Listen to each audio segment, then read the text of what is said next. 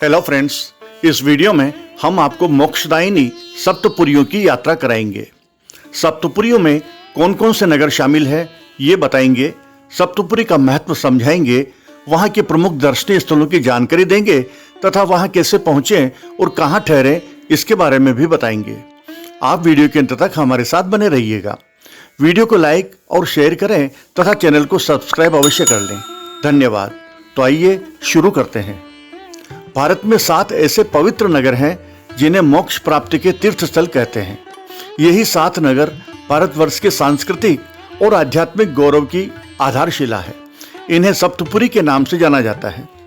धार्मिक मान्यताओं के अनुसार सप्तपुरी के ये शहर सांस्कृतिक और भाषाई विविधता के बावजूद भारत की एकता और अखंडता को दर्शाते हैं। तो आइए जानते हैं कि कहाँ है ये सप्तपुरियां और क्या है इनकी खूबियां। अयोध्या, मथुरा, माया, काशी, कांची, अवंतिका, पुरी, द्वारावती चैव सप्तेता मोक्षदायिका। अर्थात अयोध्या, मथुरा, माया यानी हरिद्वार, काशी, कांचीपुरम, अवंतिका अर्थात उज्जैन और द्वारिकापुरी ये 7 मोक्षदायी पुरियां हैं। अयोध्या उत्तर प्रदेश में सरयू नदी के तट पर स्थित अयोध्या को भारत के सबसे पवित्र तीर्थ स्थलों में से एक माना जाता है। इसका अन्य नाम साकेत भी है। भगवान राम का जन्म स्थान होने के कारण यह शहर अत्यधिक पूजनीय है। यहाँ रोजाना हजारों तीर्थयात्री आते हैं। यह शहर अपनी अत्यंत समृद्ध सांस्कृतिक विरासत को उजागर करता है, जो इसके गौरवशाली अतीत को प्रदर्शित करती है।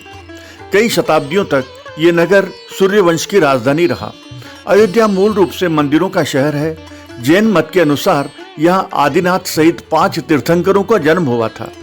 अनगिनत मंदिरों और पवित्र जल कुंडों के शहर अयोध्या का उल्लेख कुछ पवित्र हिंदू ग्रंथों में भी मिलता है। दर्शनीय स्थल।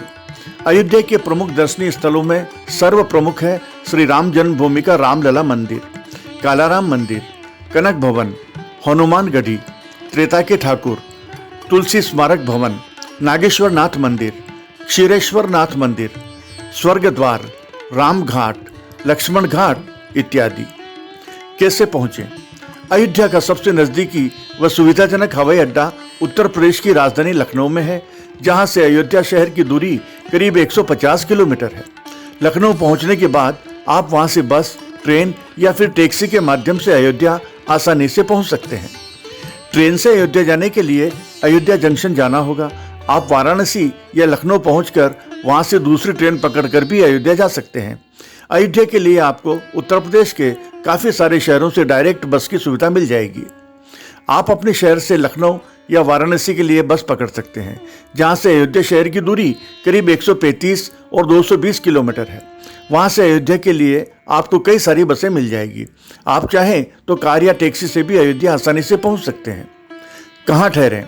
अयोध्या में आप बिरला धर्मशाला, जानकी महल ट्रस्ट, कनक भवन धर्मशाला, रामलला सदन धर्मशाला, मानस भवन, श्री सीताराज महल धर्मशाला, श्री राम अतिथि निवास, बालाजी धर्मशाला, महाराष्ट्र धर्मशाला, सीताराम सेवा मंदिर धर्मशाला, साहू धर्मशाला और गुजराती धर्मशाला में सस्ते में रुक सकते हैं। इनके अलावा होटल, गेस्ट हाउसेज भी बहुत है, जहां आप अपने बजट के अनुसार रूम लेकर रात्रि विश्राम कर सकते हैं। मथुरा। यमुना नदी के तट पर स्थित मथुरा भगवान कृष्ण की जन्मस्थली और भारत की प्राचीन नगरी है, जो उत्तर प्रदेश राज्य में स्थित है। मथुरा भारतीय संस्कृति एवं सभ्यता का केंद्र रहा है। भारतीय धर्म, दर्शन, कला एवं साहित्य के निर्माण तथा विकास में मथुरा का महत्वपूर्ण योगदान सदा से रहा है। महाकवि सूरदास, संगीत के आचार्य स्वामी हरिदास, स्वामी दयानंद के गुरु स्वामी विरजानंद, चैतन्य महाप्रभु आदि से इस नगरी का नाम जुड़ा हुआ है। मथुरा को श्री कृष्ण जन्मभूमि के नाम से भी जाना जाता है। पौराणिक साहित्य में मथुरा को अनेक नामों से संबोधित किया गया है, जैसे शूरसेन नगरी, मधुपुरी, मधुनगरी, मधुरा इत्यादि। ये भारत की राजधानी दिल्ली से 183 किलोमीटर दूर है। मथुरा के चारों ओर 4 शिव मंदिर है। पूर्व में पिपलेश्वर महादेव का, दक्षिण में रंगेश्वर महादेव का, उत्तर में गोकर्णेश्वर महादेव और पश्चिम में भूतेश्वर महादेव का मंदिर है। चारों दिशाओं में स्थित होने के कारण भगवान शिव को मथुरा का कोतवाल कहते हैं। दर्शनीय स्थल। मथुरा के प्रमुख दर्शनीय स्थल है श्री कृष्ण जन्मभूमि मंदिर, केशव देव मंदिर, कृष्ण बलराम मंदिर, द्वारकाधीश मंदिर, मथुरा संग्रहालय, कंस किला, यमुना नदी पर विश्राम घाट, चक्र तीर्थ घाट, कृष्ण गंगा घाट और गौ घाट आदि शामिल है। कैसे पहुँचे? मथुरा के लिए निकटतम हवाई अड्डा 85 किलोमीटर दूर आगरा में है। आप वहाँ से बस, रेल, कैब या टैक्सी द्वारा मथुरा पहुँच सकते हैं। उत्तर प्रदेश के मथुरा शहर की यात्रा के लिए रेल यात्रा सबसे सुविधाजनक और बजट अनुकूल तरीकों में से एक है। मथुरा जंक्शन रेलवे स्टेशन के लिए विभिन्न शहरों से एक्सप्रेस और सुपरफास्ट ट्रेनें चलती है। मथुरा उत्तर प्रदेश के अन्य शहरों के साथ साथ निकटवर्ती राज्यों से भी सड़क मार्ग द्वारा अच्छी तरह से जुड़ा हुआ है। आप सरकारी या प्राइवेट बस, कार अथवा टैक्सी से किसी भी शहर से मथुरा पहुंच सकते हैं। कहाँ ठहरें? हम आपको बता दें कि मथुरा और वृंदावन में रात्रि विश्राम के लिए अनेक ऑप्शंस हैं। आप यहाँ की धर्मशालाओं में, आश्रमों में, मठों में, गेस्ट हाउसेज में और होटल्स में ठहर सकते हैं। मथुरा में आप राधेश्याम अतिथि भवन, बालाजी आश्रम, मुस्कान गेस्ट हाउस और मधुसूदन कृपा धर्मशाला में भी ट्राई कर सकते हैं। वैसे यहाँ होटल भी बहुत ज़्यादा महंगे नहीं है। आपको 700 से 1200 रुपये की रेंज में अच्छे कमरे मिल जाएंगे। द्वारका सप्तपुरियों में तृतीय स्थान पर है द्वारकापुरी। द्वारका एक अति महत्वपूर्ण हिंदू तीर्थ स्थल है। ये गोमती नदी के किनारे स्थित है।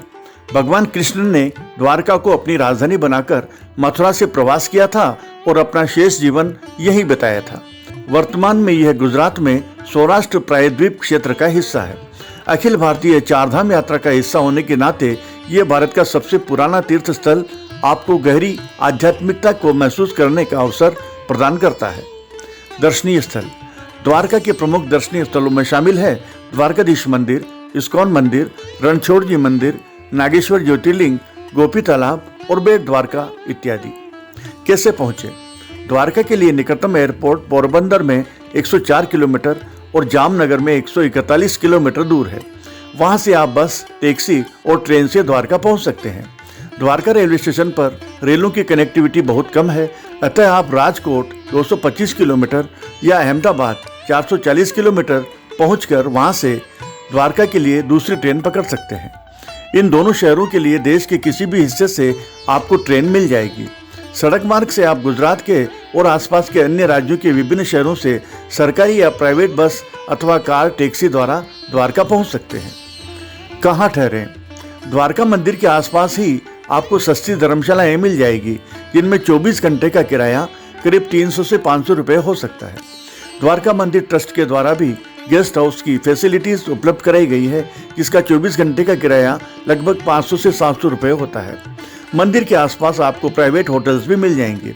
इसके अलावा आप यहाँ Kokila Dheeraj Dham, circuit house, forest guest house, Toran guest house, Dwarkadhish अतिथि गृह, गायत्री शक्तिपीठ अतिथि गृह, बिरला धर्मशाला, जय रणछोड़ धर्मशाला, स्वामीनारायण टेम्पल, पटेलवाड़ी धर्मशाला, बिसरोलिया धर्मशाला और श्री माहेश्वरी सेवा कुंज में भी ठहर सकते हैं।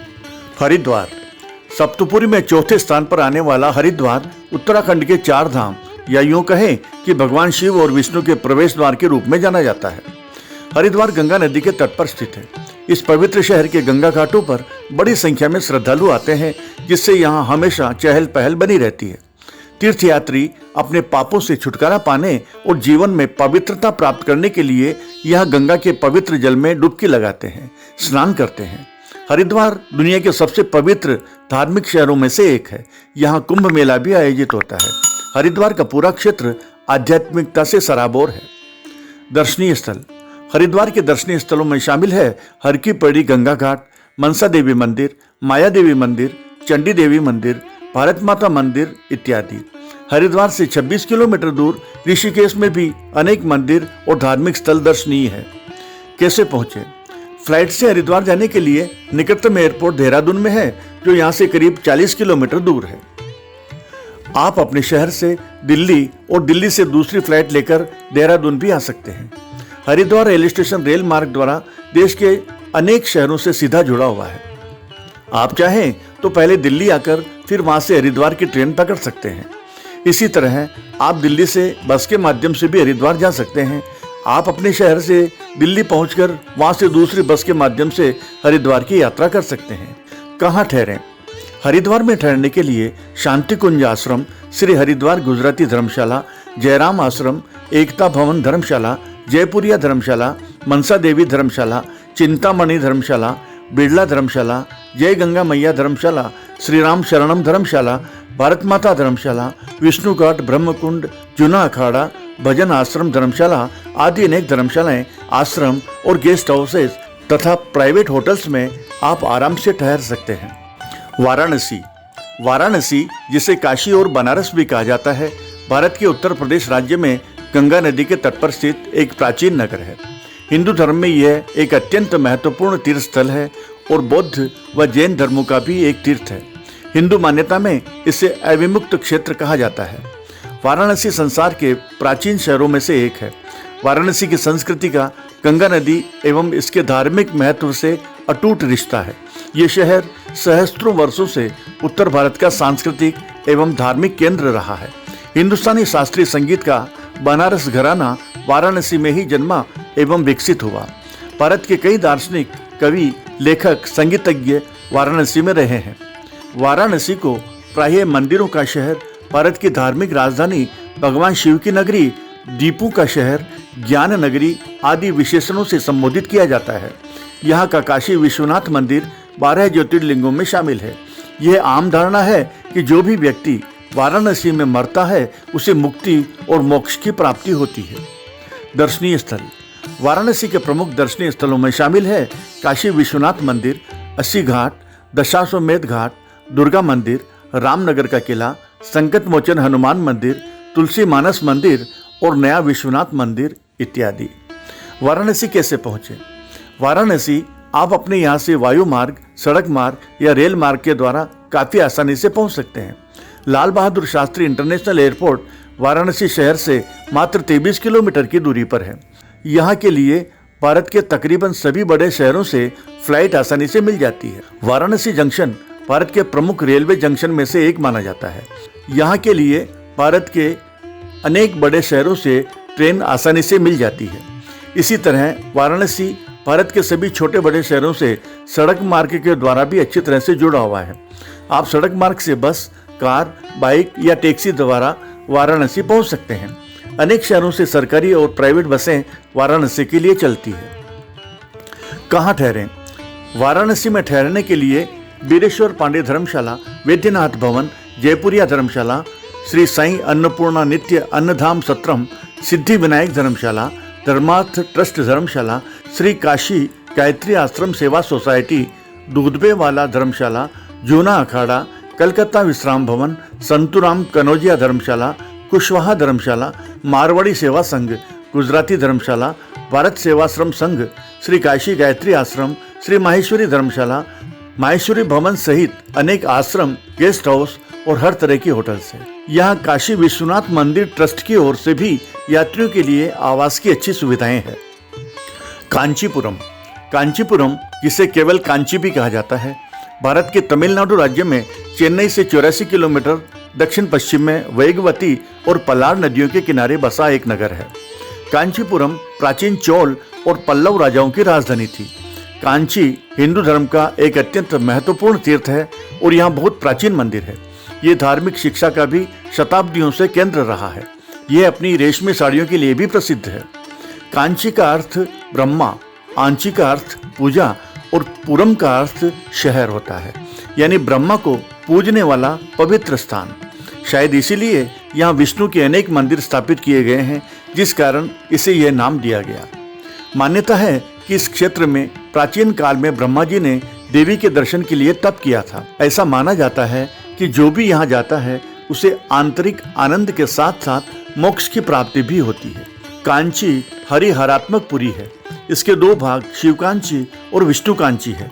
ये पवित्र तीर्थ स्थल 1000 मंदिरों के शहर के रूप में चर्चित है।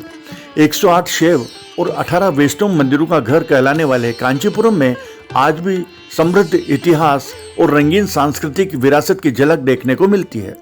पूरा शहर प्राचीन भव्य मंदिरों, स्तूपों और मठों से भरा पड़ा है। दर्शनीय स्थल, कांचीपुरम के प्रमुख दर्शनीय स्थलों में शामिल है वरदराज पेरुमल मंदिर, एकांबरनाथ मंदिर, कामाक्षी अम्मन मंदिर, कुमारकोट्टम, कच्छपेश्वर मंदिर, कैलाशनाथ मंदिर इत्यादि। कैसे पहुंचे? निकटतम हवाई अड्डा चेन्नई अंतर्राष्ट्रीय हवाई अड्डा है जो 75 किलोमीटर दूर है। यहाँ से आप रेल, बस या टैक्सी द्वारा कांचीपुरम आ सकते हैं। आप अनेक शहरों से कांचीपुरम रेल द्वारा भी पहुँच सकते हैं। कांचीपुरम रेलवे स्टेशन पर आपको टैक्सी या ऑटो की सुविधा मिल जाएगी। चेन्नई, बेंगलुरु, हैदराबाद, तिरुचिरापल्ली, महाबलीपुरम, पौंडीचेरी आदि शहरों से कांचीपुरम के लिए सरकार द्वारा संचालित बसें हैं।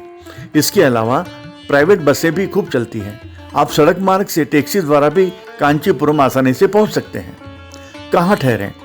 कांचीपुरम में आप जैन मंदिर धर्मशाला, यात्री निवास, कांची मठ, श्रीराम लॉज, हिंदू धर्मशाला, वर्धमान जैन जिनलयम धर्मशाला तथा रंको रेजिडेंसी में ठहर सकते हैं।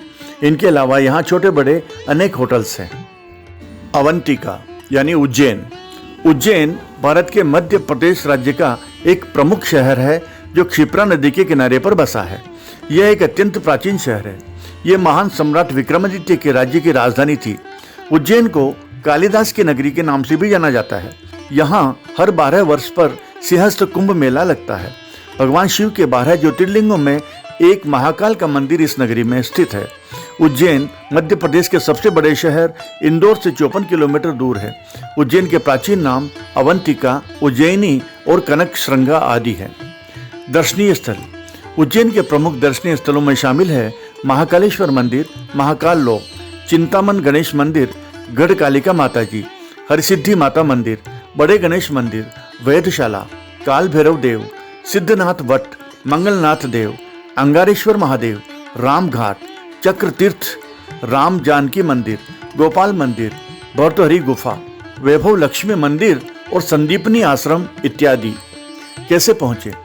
उज्जैन का सबसे नजदीकी एयरपोर्ट इंदौर में है जो करीब 58 किलोमीटर दूर है। एयरपोर्ट के बाहर से आप टैक्सी या बस पकड़कर उज्जैन पहुंच सकते हैं। उज्जैन लगभग देश के सभी बड़े शहरों से रेल मार्ग से जुड़ा हुआ है। उज्जैन तक दिल्ली, मुंबई और कोलकाता से सीधी ट्रेन सेवा उपलब्ध है। उज्जैन में सड़कों का अच्छा जाल बिछा है और यह देश के सभी प्रमुख शहरों से जुड़ा हुआ है। नेशनल हाईवे 48 और नेशनल हाईवे 52 इसे देश के अन्य शहरों से जोड़ते हैं। मध्य प्रदेश के कई शहरों से उज्जैन के लिए सरकारी और प्राइवेट बसें चलती है। कहाँ ठहरें? उज्जैन में रात्रि विश्राम के लिए श्री महाकालेश्वर मंदिर प्रबंध समिति द्वारा संचालित भक्त निवास, पंडित सूर्य नारायण व्यास धर्मशाला और श्री महाकाल धर्मशाला में ठहरने की अच्छी व्यवस्थाएं हैं। इनके अलावा यहाँ मंदिर के आसपास और शहर में कई धर्मशालाएं, आश्रम, गेस्ट हाउसेज और होटल्स हैं जहां अपने बजट के हिसाब से आप रूम लेकर ठहर सकते हैं। तो अब आप भी इन सप्तपुरी धाम की यात्रा पर जाइए और मोक्ष प्राप्ति का पुण्य कमाइए। आपको हमारा ये वीडियो कैसा लगा कृपया कमेंट्स बॉक्स में कमेंट्स अवश्य करें। वीडियो को लाइक और शेयर करें तथा चैनल को सब्सक्राइब जरूर कर दें। धन्यवाद।